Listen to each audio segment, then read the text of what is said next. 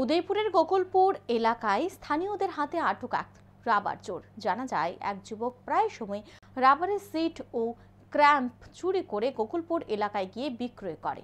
শুক্রবার রাতে ওই যুবক রাবারের স্ক্র্যাপ বিক্রয় করতে আসলে এলাকার লোকজনদের সন্দেহ হয়। তখন এলাকার লোকজন ওই যুবককে আটক করে বিদ্যুতের খুঁটির সাথে বেঁধে উত্তম মধ্যম দেয়।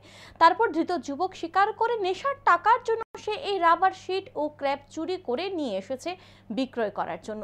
ধৃত যুবক নিজের মুখে স্বীকার করে সে ড্রাগস সেবন করে। উদয়পুরের তাহার মিয়া নামে এক ব্যক্তির কাছ থেকে সে ড্রাগস ক্রয় করে। স্থানীয় ধৃত যুবকের সাথে মাথা মুন্ডন করে পরবর্তী সময় ছেড়ে দেয়।